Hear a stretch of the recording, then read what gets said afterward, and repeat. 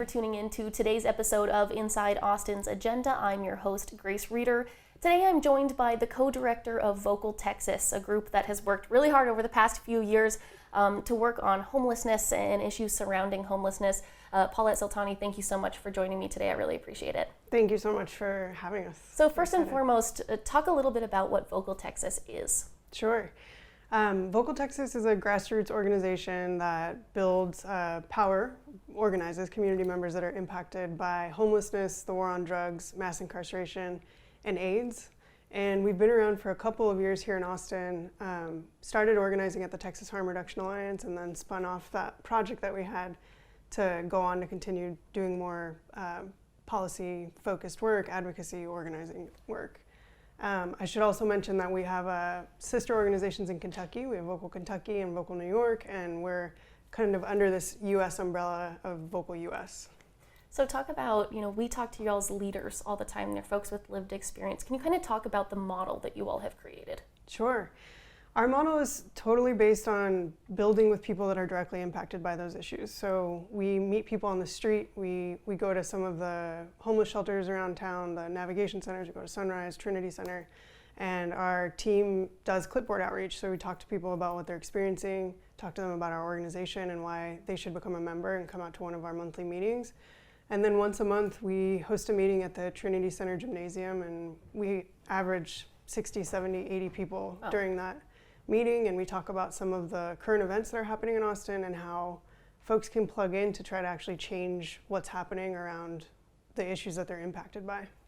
Why did you all choose that model? Why is it so important to hear directly from those folks every month? Change has to start with the people that are impacted by the issues that they're impacted by, and that's really what we firmly believe. So whenever we choose a campaign, whenever we're thinking about what we're going to take on, there's a million issues, but we really ask people, like, what is it that is a priority in your life right now? What is it that you want to work on in Austin?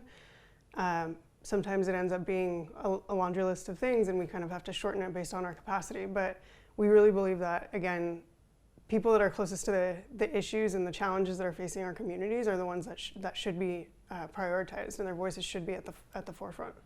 As the City Hall reporter, I often see y'all in your capacity at City Hall, and often there are people who are actually staying at the shelters that are being discussed at the City Council meeting who are up there and who are talking to City Council members, something that I didn't really see before until you all started to bring those folks. Can you talk a little bit about how you are getting those people in front of policymakers? Sure. So we start kind of at those outreach locations, bring folks into our meetings, and then we start talking to them about what are the opportunities for you to get involved, to talk to a legislator. Do you want to? Do you want to tell your story? How do you tell your story? A lot of people have never had the experience of being in front of policymakers or anybody in power that makes decisions about our budgets or laws that are happening in the city. And so we do have to talk. We have to train folks just like we've been trained to do it. And so we have meetings where we talk about writing testimony with folks. What is it that they want to focus on when the next city council hearing's happening, and then we go to city council and sign people up, and we try to get a block of people so that it's like a vocal voice, that there's a group of us that are able to communicate to the city council about why we need funding for housing and services and care. So talk a little bit about some of the things that you all have been successful in getting City Council to do recently. Sure. Well, you started by naming that some of the folks that have spoken at City Council have lived in the shelters. So last year we worked on bringing folks to the City Council to talk about improvements at the marshalling yard, it's the largest shelter here in Austin. A lot of folks are having really difficult quality of life concerns, and the food wasn't meeting expectations. Sanitary conditions were being talked about. I mean, housing access service provider, some of the service providers that are supposed to help people find housing, those things weren't happening the right way. And so we brought people to City Hall, and some of the things that we brought to them we actually saw improvements in them. So that's one thing. This last budget session, we were at City Hall quite a bit, trying to, again, fight for funding for services for services, for permanent supportive housing, for rapid rehousing. We fought for the last couple of years actually around a rental assistance program called Rapid Rehousing that helps people get off the street and to pay for housing. And so it's all kinds of interventions that we need in Austin, and that's how we go to City Hall and we're fighting for those things. You mentioned rapid rehousing. I also remember you all did a lot of work trying to warn the city that the American Rescue Plan Act funding was going to run out. And if folks don't know, the city put most of that money, more than $100 million, toward homelessness. And you all were really sounding the alarm saying, hey, we have people in these solutions that can't lose that money. Is that something that you all are still working on as that funding runs out? Yes, I think we're in a much more complicated situation as a city now, with the federal government cutting all kinds of things that trickle down to support our homeless response system. We've sort of transitioned into advocating now for the tax rate election, the passage of it, and it's really critical that that actually happens, because it is really going to hold together all of the progress that we've seen over the last few years addressing homelessness and ensuring that people have services and care and housing. And if we aren't able to do that, I think it's going to really, our whole community is going to suffer. And worst of all, the people who are living on the streets are going to suffer. Talk about that a little bit. I know you all were at City Hall when Austin City Council was voting to put that tax rate election on the ballot. Now that it's on the ballot, what has your message been to the community, the folks that have to go vote? Well, we're just getting started. We're just advocating that people go, first of all, know that there is a tax rate election happening, right, and that you need to go out and vote in November. It's going to be hard to make sure people know that, but that's number one. Number two is that what are your taxes paying for? That is the question. I mean, it's very hard. People are struggling across the board to pay for all kinds of things, eggs, groceries, etc. So we totally understand that it's hard to raise taxes. And at the same time, if Austin wants to preserve everything from public safety, which we talk about in terms of like housing and services and making sure people have access to those things, if people care about public safety, if they care about the humanity of people, we really need folks to go out and vote for the passage of the tax rate election. What else are you all working on right now? We have been plugging into some of the national work around a lot of the cuts that are happening federally. Tragically, the Trump administration is going after the safety nets that exist across the country. So we've been hosting some rallies outside of Senator Cornyn's office, advocating that our senator vote no against some of the cuts that have happened, like the Medicaid cuts, SNAP cuts. This coming week, we're rallying again outside of Senator Cornyn's office because Trump has proposed a $33 billion cut to our federal housing agencies, to HUD.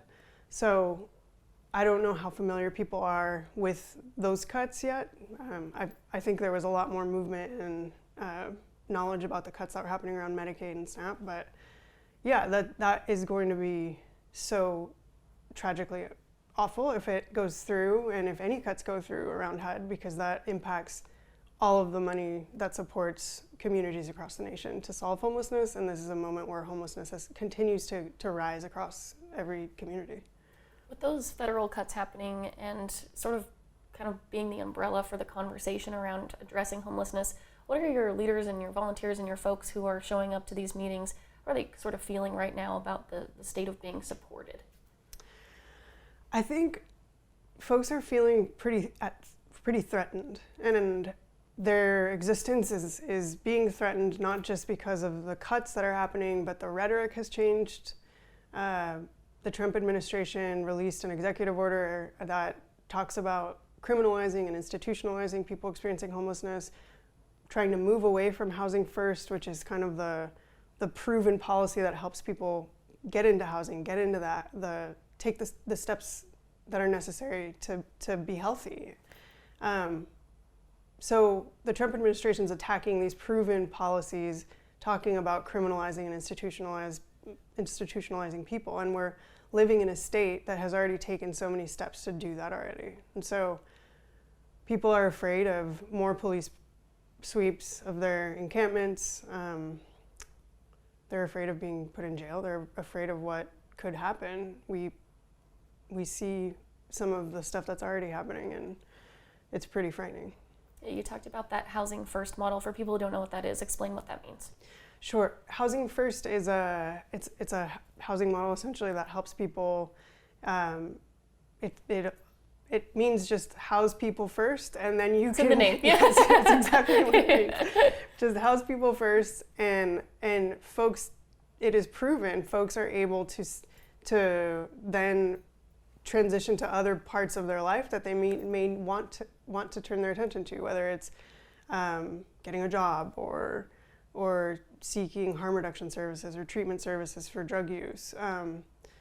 If we don't house people first, there's much less that a person can do in terms of any of those other things in their life that they're struggling with. Shifting gears a little bit, every time that I get to come talk to one of your leaders, which I have a couple that I've talked to over and over again because I love them so much. They're such great public speakers and they've had such great stories, but I always learn something. And I just wonder, as someone who is like at these meetings with 70 people who all have different experiences, what is that like? What have you learned? I think I've learned so much in terms of, you think that you know how to fix like a policy or the right thing, but you talk to someone who's actually experiencing it and they kind of expand and blow your mind about what is actually needed and how to expand what we're fighting for and what our community needs. I think in the same frame, the tactics that we use to try to advocate, sometimes I only have a set of ideas in terms of like, hey, let's go speak to the city council member, let's rally outside of this place. Somebody else might have like a completely different, creative, amazing idea, and unless we have a conversation, like we would never hear about that. So I'm constantly learning both about like improving our policy, what we're advocating for in terms of policy, improving how we do our work, and then I think people are going through such incredibly awful situations, and it never ceases to amaze me that there's folks that are quite literally in like life and death situations sometimes that take time to try to advocate for their community and for themselves, and that is something I think we should all think about right now, because unless we are kind of an organized community advocating for what's right, we may see much worse circumstances for our communities in our country. How frequently are you all bringing those things where you're like, oh, we thought we had a policy and then we heard from all these folks and actually, the people with lived experience tell us that we should go this direction? How frequently are you bringing those to like the city and saying, hey, this sounded like a good idea, but we've got a lot of folks that say otherwise? I think we try to do as much as we can. If there's ever, and I think the city also comes to us to ask for input, which is good. I also do. We acknowledge that we have capacity limitations, so we would want to kind of investigate everything that's going on if we could, but we can't always be there for everything. You mentioned the marshalling yard and the folks that you all brought forward to talk about the marshalling yard, the group that was running the marshalling yard. And we know that they are now going to be sort of rapid taking over some of the shelters downtown. Have you heard anything from your members just on, do they have any concerns about that, or is that a positive thing? What are you hearing? I was thinking about that as I was speaking. That's something that we've thought about in the last few days, and I think what's really sad about the situation is that 2 years ago, the previous operator of this shelter flipped over to this new operator. And we also saw what happened to the 8th Street Women's Shelter 2 or 3 years ago. And so this is like another transition, another disruption in the lives of people that are living there. And I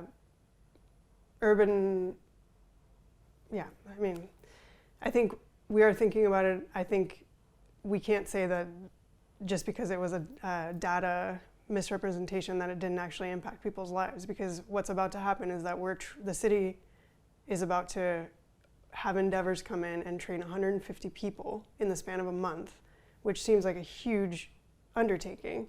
And how is that going to go for the people that are actually living in the shelters? We still don't know. I understand that our homeless strategy office is going to produce a plan and talk to the council in the next few weeks So we look forward to hearing exactly what's going to be in the plan, but it is on our mind. And we don't currently have any active members that are living, I think, there right now at the Arch. But we do outreach at the Oasis every week. We know folks that are around the area. A lot of our members go to the Oasis just to go to the Oasis to hang out, but not necessarily live inside the Arch. Right. Mm-hmm. How disruptive is it to, I think when we say like, oh, management's changing, ownership is changing of this place, it may not sound like that's disruptive, but how disruptive could that be for someone who is living there? Well, one thing I thought of yesterday is that we've brought to the city many times our concerns around discharge policies. Mm-hmm. So people sometimes we've heard reports of people getting kicked out of a shelter because they were in a fight or something happened in the middle of the night, in the middle of winter. And those things, that kind of thing should not be happening. So understanding that there's not a consistent discharge policy across the city shelters or city contracted shelters, and understanding there's not a consistent quality of care. Every shelter is kind of different. Every operator has a different culture. And so if residents have been under a different operator and a new operator comes in, I think that there's going to be changes in rules. The rules may need to be improved. So I think anyone that's living there may have, ensuring that people even have the right the communications happening to the residents. I mean, we've learned in the past when those shelters were turning over to a new operator a couple of years ago or 3 years ago, one thing we were really urging the city to do was to ensure that communication was happening with the residents. So through flyers, through group meetings, that kind of thing. You mentioned that discharge policy and it being universal. I do remember you all bringing that forward. It's my understanding that the city is either working on or has now come forward with an exit policy. Is that accurate? I think that's correct, although okay. I'm not sure. You're not a member of the city, so no. But I want to make sure that people know that the city did say that was something that they were going to address and either are working on it or have, and I can't remember at this moment right now either. But so talk a little bit about, we talked about national things. You all kind of this week sent out that you were flagging a national lawsuit that the national organization that you all work with was filing. Can you talk a little bit about that lawsuit? Sure. So we're a part of Vocal US, which is kind of our umbrella national organization. And we actually weren't we didn't file the lawsuit, but we work with the groups that did file it. So the National Homeless Law Center is one of them.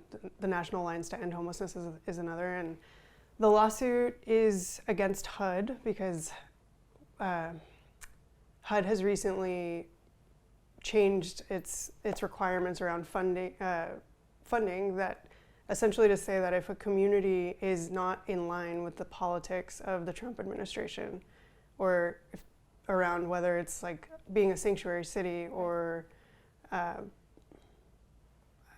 upholding the rights of trans people, or that political agenda that the Trump administration has been pushing forward, that HUD will block grants from happening to communities and service providers that apply for funding from communities that may be in that light. And so it's just unbelievable to see this kind of reckless behavior. I mean, really torpedoing like existing policies and existing structures that have helped our homelessness crisis across the country. That's what the Trump administration is doing, and all for political reasons that have nothing to do with our homelessness crisis. So we're supporting the lawsuit. A court blocked HUD from moving forward on these changes for this particular grant that would support the creation of permanent supportive housing in communities. And for folks that don't know what that is, that's just essentially affordable housing paired with services for people that need it. So we don't expect that's the end of the story, and I think that we've already seen multiple attempts now and attacks against poor people who are struggling on the street by the Trump administration, so I don't think it's the end of the story. What would that mean, and there haven't been yet the federal administration hasn't yet said like Austin is one of these cities that is not going to get funding. Austin has regularly said we're not a sanctuary city. I think a lot of that has to do with this, for that reason. But should the federal administration, take action against the city in this way, what would that mean for people living on the street? It means continuing to reduce the stock of housing that's available. We have plans to create permanent supportive housing in this city. It's not enough, but without some of the federal support, we wouldn't be able to do that. I think that's frankly like the biggest thing. Is there anything else that you all are working on right now that you really want to highlight or make sure that people know y'all are talking about? I think top of mind is that tax rate election. I just want to make sure that folks know that we really need you to be talking to your neighbors, to your families, to your communities about why it's so important to go vote in November and support this so that we actually build on the progress, defend the progress that we've made as a city, and are able to protect people, protect the dignity of people during an administration that is really attacking vulnerable people in so many ways. Well, people can go read about that on KXAN.com. We've got a breakdown of what is in the Homeless Strategy Office's plan and also how much of that the TRE would fund, where that money would go, what's in the proposal. So if people want to look at that, they can go to KXAN.com. Paulette, thank you so much for doing this today and for talking to me. I really appreciate it. Thank you so much for having me. Absolutely. All right, everyone, thank you for watching. A reminder that Inside Austin's Agenda airs every other Thursday. We'll see you next time.